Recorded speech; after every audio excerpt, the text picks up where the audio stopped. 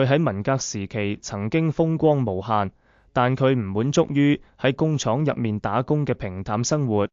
偷渡到香港後加入咗黑道嘅行列，成為咗一名古惑仔。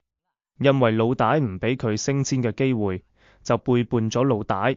跟住自己嘅老鄉做起咗大茶飯嘅勾當，賺取暴利。但佢嘅好運冇持續幾耐，被逮捕後判咗無期徒刑，一世都要喺牢入面度過。佢嘅名叫陳建東，係大圈幫嘅過江龍。陳建東出生喺上世紀40-50年代嘅廣州，佢嘅家庭並唔富裕，但亦算過得去。佢自細就對武俠有住濃厚嘅興趣，每次聽到啲長輩講述佢哋參加抗美援朝時嘅戰鬥，陳建東都會激動到不得了，心中充滿咗英雄夢想。但係當佢真正走上咗江湖，發現自己只係一個冷酷無情嘅劊子手。長大後，陳建東成咗一個熱情洋溢嘅青年，同同學談論住時事同理想，期待住未來嘅精彩人生。喺佢身邊，總有一個女仔默默地注視住佢，佢叫何淑芬，係陳建東自細一齊長大嘅玩伴，亦係陳建東以後嘅戀人。1966年嘅一日，陳建東踩住單車返到屋企，睇到街上人山人海，一片混亂。佢同同學一齊衝進入人群，參與咗文革嘅運動。呢個係陳建東夢寐以求嘅日子，佢感覺自己好似一個英雄，喺嘈雜中保持住冷靜，喺危險中勇往直前，贏得咗眾人嘅尊敬。1967年，陳建東已經成咗中山紀念堂門前一場行動嘅核心人物。喺嗰度，佢仲結識咗一個志同道合嘅頭目，叫譚之鵬。譚之鵬曾經不顧一切為佢擋過一槍，救咗佢嘅命。幾年後，街上已經恢復咗平靜，陳建東亦回到咗現實，去咗工廠打工，一個月只賺幾十蚊，過住枯燥無味嘅生活。而當年同佢並肩作戰嘅譚之鵬，早已偷渡到咗香港發展。從香港返嚟嘅譚之鵬同陳建東形成咗鮮明嘅對比。譚之鵬坐喺沙發上，一派富貴氣派，佢着住西裝，踩住皮鞋。陳建東坐喺譚之鵬嘅對面，一身普通嘅衣服，時唔時仲散發出一陣汗味。當陳建東聽住譚之鵬講述香港嘅風光，對眼入面閃爍住光芒。佢想象住香港嘅繁華同富裕，白天到處係金錢嘅誘惑，夜晚到處係燈火嘅璀璨。喺譚之鵬嘅話語中，陳建東心中泛起咗一層波瀾，好似睇到咗自己嘅美好未來。陳建東係個有志向嘅人，佢不甘於過住平庸嘅生活，於是喺1979年，佢拋下咗親友同故土，踏上咗通往香港嘅發財之路。香港嗰陣時，大多數行業都有黑道嘅身影。陳建東一到呢度就發現自己冇乜優勢，只好跟住一個黑道老大混日子，成為咗一名古惑仔。古惑仔都中意吹噓自己嘅江湖經歷，一講起社團之間嘅恩怨情仇，就會將場面吹噓得如何血腥刺激。有時仲會吹噓自己喺現場係如何嘅神勇。但係陳建東對呢啲都唔感興趣，因為佢係從動盪年間走出嚟嘅硬漢，甚至仲係當時嘅風雲人物。有一次，陳建東嘅老大將錢借咗俾一個江湖猛人，但對方攞到咗錢就好似變咗個人嘅，講話嘅口氣變成咗大爺，並且嗰個人嘅勢力比老大仲強，根本就唔將老大放在眼內。陳建東嘅老大實力不濟，毫無辦法。陳建東睇準咗時機，想要表現一下自己，令老大對自己刮目相看，於是主動請纓，話要替老大去收數。嗰日，陳建東孤身一人揸住槍，闖入咗對方嘅地盤，直接嚟到嗰個江湖猛人嘅面前拍台要索。嗰時嘅香港黑幫大交都係用斬刀、鐵棍之類嘅器械，即使動真格嗰陣，亦只敢斬人唔敢人，因為斬人最多亦就傷筋動骨，人就可能要人命。所以當陳建東攞出槍嗰陣，10幾個小弟同被頂住槍嘅猛人都傻咗眼。就咁樣，嗰個江湖猛人只好乖乖咁交出錢財，陳建東成功咁完成咗任務。但係陳建東嘅老大聽講，陳建東係用呢種方式收數之後，並冇覺得開心，反而覺得陳建東太過兇殘狂妄，難以控制，甚至面對呢個窮兇極惡嘅馬仔產生咗一絲畏懼，而且佢亦擔心陳建東會惹出咩大麻煩，自己被殃及池魚。但係佢又唔敢得罪陳建東，於是就靜靜咁將陳建東冷落咗，唔再俾佢咩機會。久而久之，陳建東發現自己被邊緣化，心入面好唔爽，但亦無可奈何。佢只好繼續做住一個古惑仔，等待住下一個機會。陳建東喺香港混咗2年，發現跟住而家嘅大佬只能夠當一世嘅小流咯，心入面好唔爽。佢諗起咗當年同佢並肩作戰嘅譚志鵬，於是同譚志鵬打咗一個電話，話要同佢見面。譚志鵬係個有錢有勢嘅人，佢專門做大茶飯生意，大茶飯係道上嘅黑話，實際就係搶銀行、珠寶店之類嘅地方。佢每次行動都能得到一大筆錢財，穿戴奢華，呢個令陳建東眼紅。就咁樣，陳建東開始跟住譚志鵬做事。經過幾次成功嘅行動，陳建東漸漸掌握咗呢門生意嘅訣竅，喺江湖上亦聲名鵲起，因為佢好似一條橫渡江河嘅猛龍一樣，身手敏捷，行事果斷，江湖人都叫佢過江龍。喺之前做古惑仔嘅2年入面，陳建東已經對當地嘅情況有咗一定嘅了解，再加上後嚟做嘅幾次大茶飯生意，陳建東覺得自己已經有咗獨當一面嘅本事，於是佢心生野心，想要組建一個以自己為首嘅團隊。雖然佢喺當地有啲熟人，但佢睇唔上本土嘅呢啲混混，只覺得佢哋都係啲冇見過大場面，但又中意吹牛嘅人。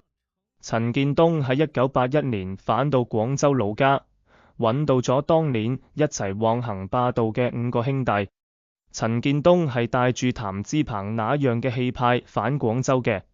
着住名牌，戴住金鏈，令5個兄弟眼紅到不得了。喺陳建東嘅煽動下，5個兄弟嘅心入面都燃起咗火焰。最後陳建東攞出咗殺手鐧，話只要呢次成功咗，每個人可以攞到20萬。喺嗰個每月工資僅有幾十蚊嘅年代，20萬係普通人唔敢想象嘅數字。想要賺夠呢啲錢，可能要等到海枯石爛，做成咗就可以得到一世難以企及嘅財富，做唔成就可能會牢底坐穿，甚至被判死刑。經過幾十秒嘅掙扎，陳建東嘅兄弟經唔住誘惑，毅然而然咁選擇跟住陳建東大幹一場。冇耐之後，6個人一齊嚟到咗香港。本嚟幾個人打算快進快出，將目光鎖定喺一間生意火爆嘅金店。經過多次偵查，制定咗詳細嘅計劃。但係就喺要喐手嗰陣，一個賊仔喺金店入面被抓獲，被賊仔打亂咗節奏，陳建東只能放棄咗搶金店嘅主意。畢竟先啱出事，店入面肯定會加強防範。項目擱淺咗，陳建東就帶住啲兄弟去體驗一下香港嘅燈紅酒綠，喺享受住人間天堂嘅同時，亦喺度四處張望，尋找賺錢發財嘅機會。終於，陳建東揾到咗一個新嘅項目，彌敦道尖沙咀恆昌表行。喺接落嚟嘅短短幾天入面，陳建東等人唔知道喺表行門口路過咗幾多次，喺腦海中推演咗無數次進入嘅時間同撤退嘅路徑，然後計劃妥當後，佢哋開始咗自己嘅行動。1981年8月9號嘅正午，陳建東帶住5名小伙伴嚟到恆昌表行門口。陳建東同佢嘅同伴林富祥守喺恆昌表行嘅大門前，而其他人就悄無聲息咁潛到入面。一開始，呢4人假裝係表行入面嘅客人，每個櫃台都行咗一次。其實佢哋係喺觀察店鋪嘅保安，喺確認同佢哋前幾日觀察嘅一樣。店鋪內得2個保安之後，佢哋經過一番眼神交流，即刻從褲袋入面掹出槍，嚇到店鋪內嘅工作人員魂飛魄散，匍匐喺地上唔敢喐。佢哋呢次搶走咗價值130幾萬嘅名錶，然後以低價買咗佢，買咗70-80萬，分到每人嘅手入面，亦有10幾萬。拿到咗錢，陳建東即刻帶住心愛嘅何淑芳飛到香港，享受一段甜蜜浪漫嘅時光。嗰時嘅物價10幾萬唔係小數目，喺廣州可以過得好滋潤，但係喺香港呢個金錢都市，每日吃喝玩樂，用海味當零食，咁樣奢侈嘅生活，唔出2-3年，10幾萬亦就見咗底。人到咗窮途末路，自然會諗起以前係點樣發財嘅，並且往往會諗住再走一次老路。1984年，陳建東同譚志鵬再次相遇，2人打起咗寶生銀行運鈔車嘅主意。但係陳建東唔係一個衝動嘅人，佢有自己嘅原則。佢認為搶劫之前必須先揾好買家，否則手入面握住一堆錢不僅沒用，反而會惹嚟麻煩。於是佢跑到澳門去揾咗一個黑道大佬，打算叫佢嚟幫手銷贓。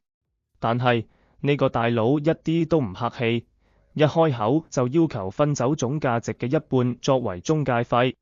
陳建東覺得呢個太過分，自己辛辛苦苦冒住生命危險去搶劫，佢就想坐享其成。2人爭執不下，談判陷入僵局。最後陳建東攞出槍，老大只好妥協，同意按照37開嚟廢賬。買家呢邊搞掂咗，陳建東同譚志鵬就開始策劃搶劫寶生銀行嘅運鈔車咗。喺1984年嘅除夕，正值大家趕住上完最後一日班，放假過年嗰陣，